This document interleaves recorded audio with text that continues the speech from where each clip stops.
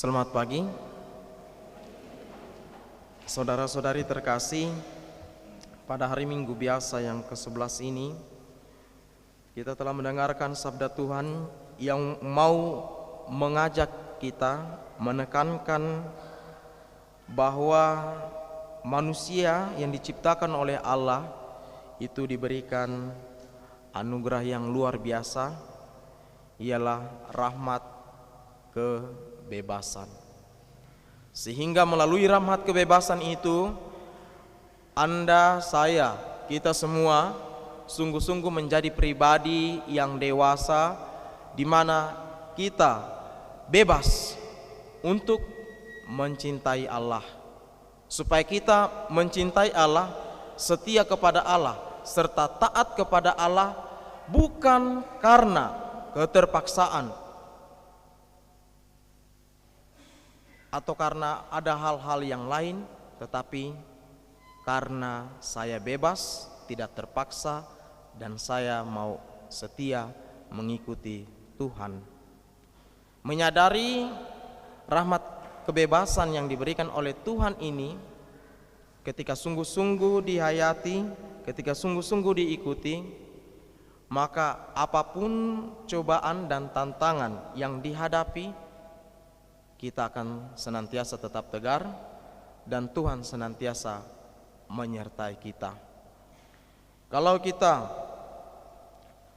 mendengar dari sabda Tuhan, khususnya melalui bacaan Injil yang kita dengarkan pada hari ini, sekali peristiwa Yesus melihat orang banyak mengikutinya.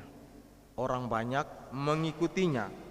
Tergeraklah hatinya oleh belas kasihan kepada mereka.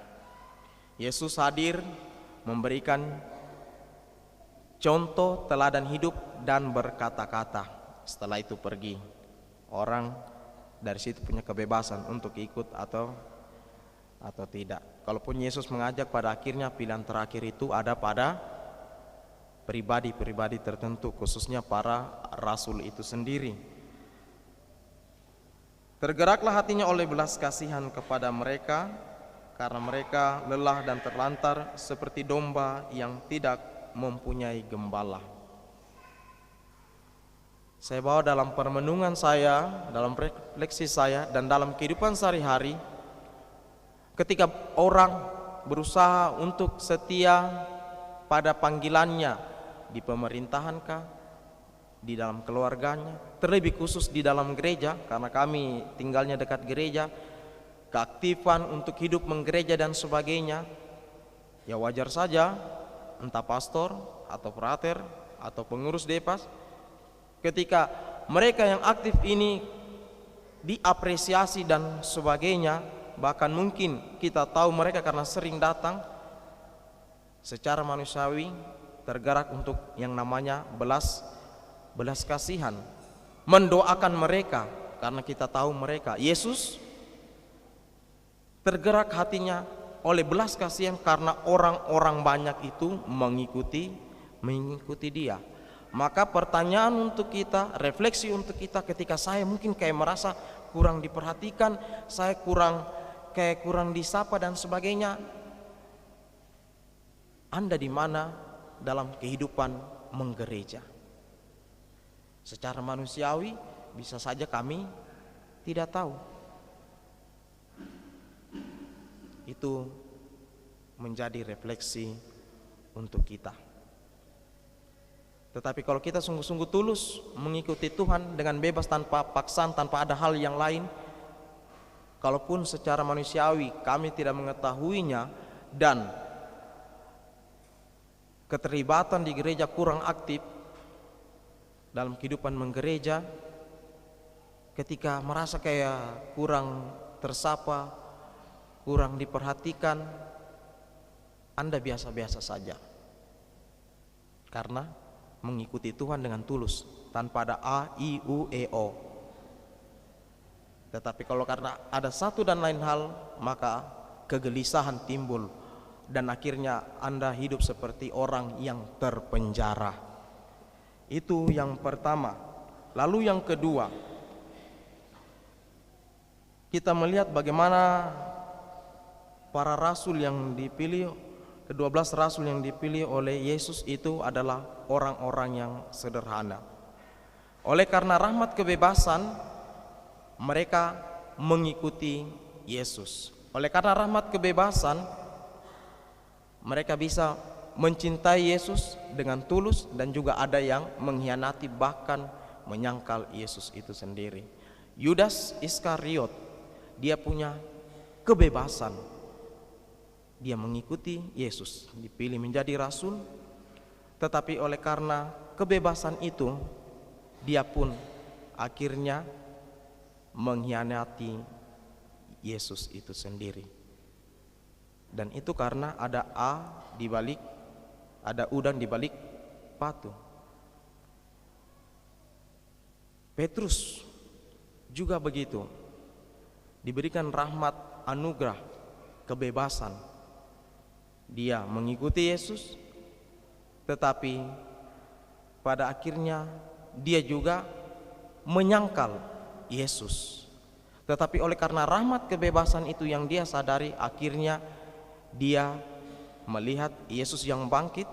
Akhirnya dia menjadi murid yang tangguh dan perkasa, setia, bahkan ia pun mati disalibkan terbalik, kaki di kepala, kepala di kaki.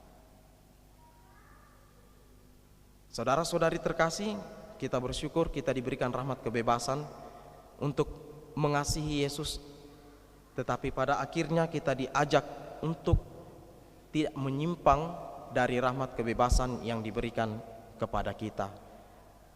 Semoga rahmat kebebasan yang diberikan kepada kita itu mendatangkan berkat di dalam kehidupan kita masing-masing.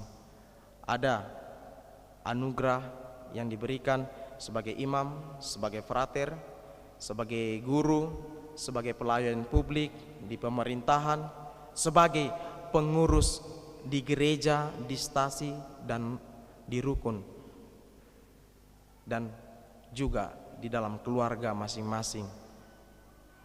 Syukuri rahmat kebebasan yang diberikan kepada kita, dan kita diajak untuk tidak menyimpang dari rahmat kebebasan yang diberikan kepada kita. Sebagaimana kita dengarkan dalam bacaan pertama tadi,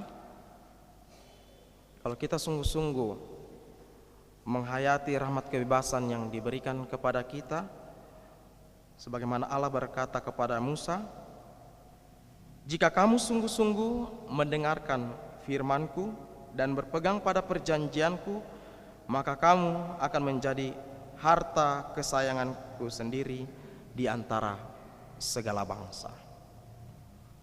Dan dalam refleksi saya pun, ketika saya sungguh-sungguh berusaha untuk mendengarkan firman-Nya dan berpegang teguh pada ajaran-ajaran gereja, Anda 20, hanya 2 orang yang ikut saya tidak pusing. Dan saya lebih menikmati itu, tidurnya enak, bangunnya juga segar. Dibanding saya hanya ikut-ikutan, ikut arus, 20 di sana, di sini hanya 2, ikut saja di sana. Tetapi suara hati tidak bisa berbohong, hidup tidak nyaman. Itu yang saya bilang tadi dalam tanda kutip, terpenjara. Karena Yesus mengatakan rahmat kebebasan yang diberikan kepada kita itu sudah diberikan dengan cuma-cuma. Maka berikanlah juga, kita memperolehnya dengan cuma-cuma, maka berikanlah juga dengan cuma-cuma dalam panggilan kita masing-masing, dengan menyadari rahmat kebebasan yang diberikan kepada kita. Kita memang diberikan rahmat kebebasan, tetapi jangan sampai kita menyimpang dari rahmat kebebasan yang diberikan kepada kita, entah sebagai umat Katolik, entah sebagai pengurus di pemerintahan, pengurus di gereja, bahkan pengurus di dalam keluarga. Ada bapak keluarga, ibu keluarga, dan tidak tahu kalau di dalam keluarga ada lagi pengurus-pengurus yang lain. Tuhan memberkati kita.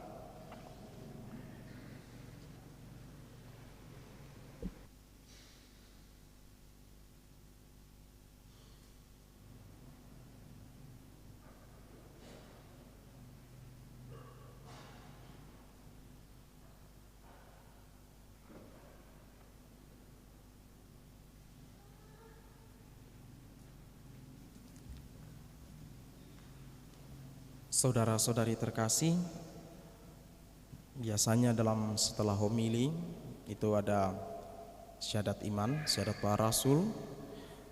Tetapi ketika ada pembaptisan atau ada penerimaan resmi, di sana itu akan ada pertanyaan iman yang akan dijawab oleh entah yang akan dibaptis atau yang akan diterima, sehingga